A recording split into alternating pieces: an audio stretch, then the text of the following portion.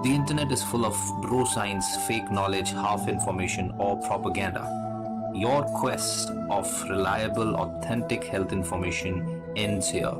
So subscribe this channel and hit the bell icon, and you never have to go anywhere else ever again. Who has come?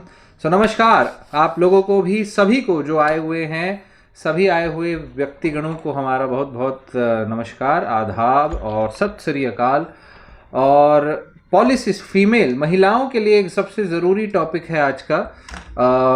कई महिलाओं को PCOS के वजह से मोटापा, infertility और बच्चे ना पैदा होना, इस तरीके के दिक्कत का फेस करनी पड़ रही है। अनफॉर्चुनेटली ये एक बहुत कॉमन होती जा रही बीमारी है, polycystic ovarian disease, polycystic ovarian syndrome.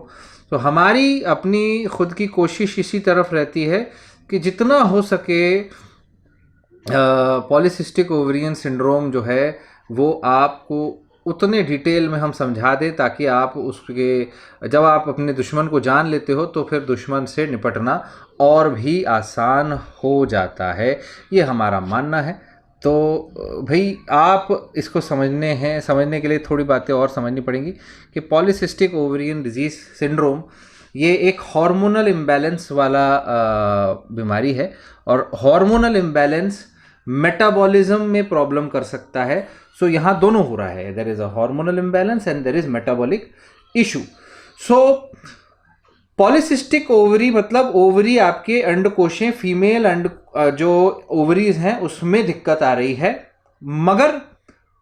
मगर ये ज़रूरी नहीं है कि पॉलीसिस्टिक ओवरी होगा तो आपको इनफर्टिलिटी होगा, बिल्कुल कतई ज़रूरी नहीं है। इनफर्टिलिटी एक डिफरेंट एस्पेक्ट आ गया, वो कंपलसरी नहीं है इसके साथ, याद रखिए। You can definitely and very well get pregnant naturally with polycystic ovarian disease और सिंड्रोम। बट ये भी सच्चाई है कि पॉलीसिस्टिक ओवरियन सिंड्रोम या डिजीज इनफर्टिलिटी का एक कॉमन कारण है। इनफर्टिलिटी हो भी सकती है, जरूरी नहीं है पर हो सकती है। रिसर्च ये बताती है कि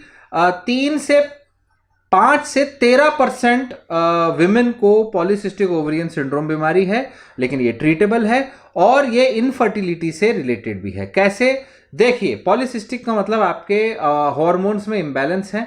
आपके अंदर कौन से हार्मोन ज़्यादा हैं जो नहीं होने चाहिए, यानी कि एंड्रोजन यानी मेल हार्मोन वो ज़्यादा है जो नहीं होने चाहिए। आपके जो ओवरीज हैं, ओवरीज के अंदर छोटे छोटे कंचे जैसे गोले जैसे गुब्बारे जैसे स्मॉल पेनलेस लिक्विड फील्ड सैक्स बन जाते हैं, जिसकी वजह से उसमें मोती की माला जैसे दिखता है polycystic ovary.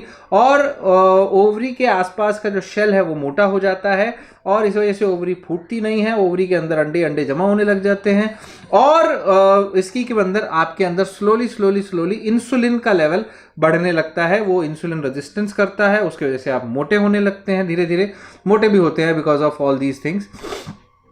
So all these can interfere with ovulation.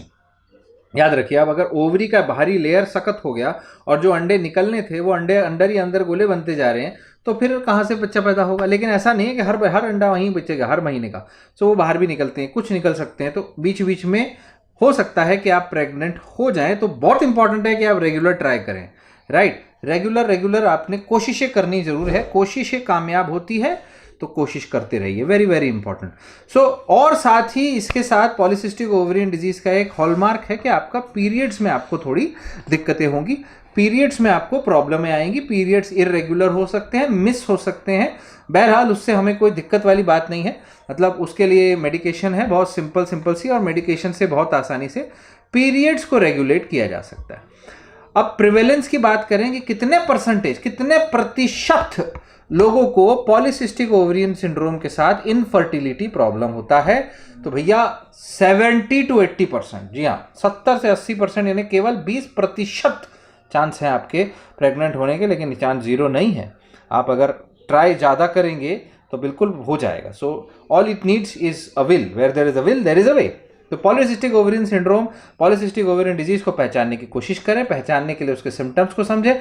Symptoms में क्या होगा, ऑब्वियसली आपके मेल हार्मोन ज्यादा हैं तो आपके मेल कैरेक्टर्स ज्यादा हो जाएंगे। मतलब मेल के कैरेक्टर क्या है, बाल ज्यादा आना, तो आपके बाल ज्यादा आएंगे। कहां पे, फेस पे, नाक पे, यहां पे सबसे पहले तो यही दिखता है, अरे भाई मेरे को तो ये बाल आ रहे हैं, मैं तो लेडीज, मेरे को ये बाल क्यों आ रहे। सो सीधी सीधी बात आपको दिखने लगेगी। और सर के बाल पतले होने लगेंगे और स्किन थोड़ी ऑयली होने लगेगी, बहुत खूंखार या थोड़े से ज़्यादा एक्नी आएंगे, स्किन टैग्स आने लगेंगे ना, और आपके गर्दन के आसपास डार्कनेस आने लगती है, जिसको हम जो नेक में, ग्रॉइन में और ब्रेस्ट के अंदर आने लगता है उसको हम कहते हैं एक्थांथोसिस नाइग्रांस। वेट गेन होने लगेगा और वेट लूज करना मुश्किल होता जाएगा। So this is an important, ये सारी चीज़ें हैं जो बताती हैं। आपको इंसुलिन रेजिस्टेंस रहेगा जिसके वजह से इंसुलिन लेवल आपके बॉडी के अंदर, आपके ब्लड में हाई मिलेगा। अगर इसको नहीं आपने करेक्ट किया तो ओवर पीरियड ऑफ टाइम आपको डायबिटीज़ का भी खतरा है और डायबिटीज हो जाएगी अगर आपने कुछ नहीं किया। याद रखिएगा, सिम्टम्स आपके फर्टिलिटी प्रॉब्लम में इस तरह से कंट्रीब्यूट करते हैं। अव्वल तो आपका इरेगुलर पीरियड्स है, फिर आपके पीरियड कभी कभी होंगे नहीं, और ज़्यादातर पीरियड्स में जो एग निकलना चाहिए, जो ओवम निकलना है, तो आएगा नहीं, इक्के दुक्के पीरियड में आएगा। उसमें आपने अगर इंटरकोर्स नहीं किया तो आपका नेचुरल वाला जो बेबी होना है वो नहीं होगा। तो बहुत ही ज़्यादा रेगुलर इंटरकोर्स करना बहुत ज़रूरी है। Try till you succeed.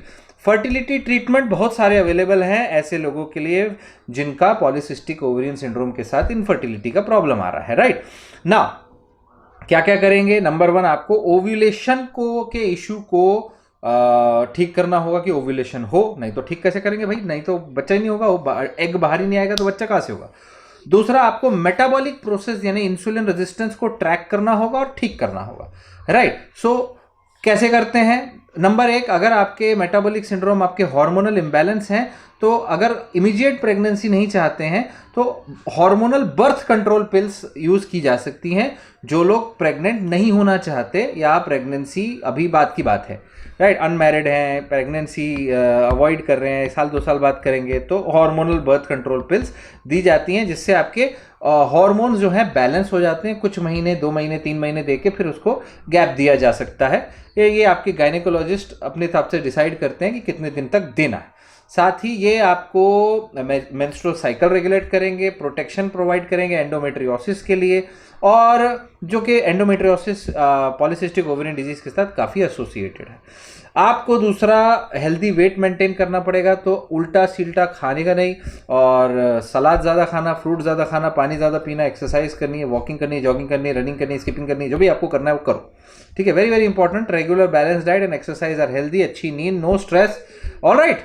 And it's a very important. If you don't know how to track, then the most important thing a polycystic ovarian female should know about is tracking your periods. आपको period ovulation tracking आनी चाहिए। Ovulation tracking is a must. उसके लिए हमारा natural family planning वाला video already है, ovulation tracking जरूर करिएगा।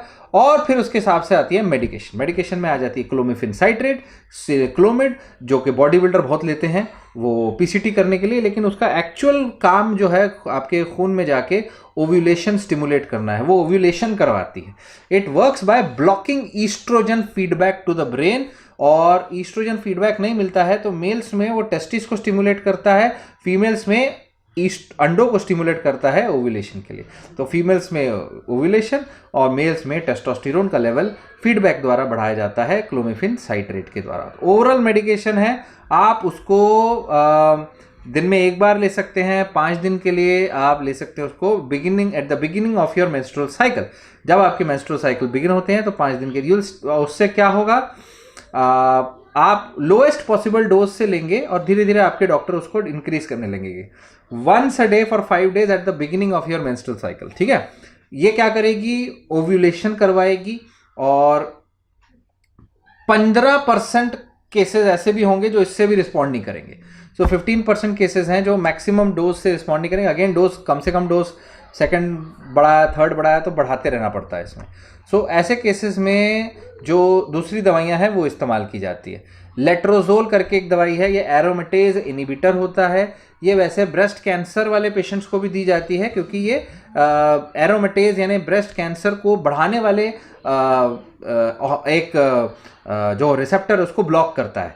ब्रेस्ट कैंसर का कोई ऐसा ट्रीटमेंट के लिए नहीं है। ये क्या करता है, ये ओव्यूलेशन जंप स्टार्ट कर सकता है आपका लिटरली आपके पॉलीसिस्टिक ओवरियन सिंड्रोम में। तो लेट्रोजोल एक बहुत अच्छी दवाई, ये भी ईस्ट्रोजन प्रोडक्शन ब्लॉक करता है, increases the release of FSH follicle stimulating hormone to stimulate ovulation. FSH निकलता है आपके पिट्यूटरी से। थर्ड मेडिकेशन आपकी मेटफॉर्मिन। मेटफॉर्मिन जो है वो PCOS में बहुत दी जाती है, डायबिटीज़ की मेडिसिन है। ये इंसुलिन रेजिस्टेंस में हेल्प करती हैं, इफेक्टिवली इंसुलिन को इस्तेमाल करने में हेल्प करती है। फर्स्ट लाइन नहीं है ये पॉलीसिस्टिक ओवरियन सिंड्रोम में, और लेकिन ये एनकरेज करते, सेकेंड लाइन है, मतलब पहले नहीं हो रहा तो सेकेंड लाइन में ये दी जाती है। ये क्या करेगी, इनकरेज करती है regular periods and ovulation. Metformin हमेशा रिकमेंडेड नहीं है, खासकर ऐसे लोग जो प्रेग्नेंट नहीं हो पा रहे उनको नहीं दिया जाता, पतले नहीं हो पा रहे उनके लिए दिया जाता है, बिकॉज मेटफॉर्मिन को लेट्राजोल और क्लोमिफिन के साथ कंबाइन करके देना बहुत अच्छा नहीं होता।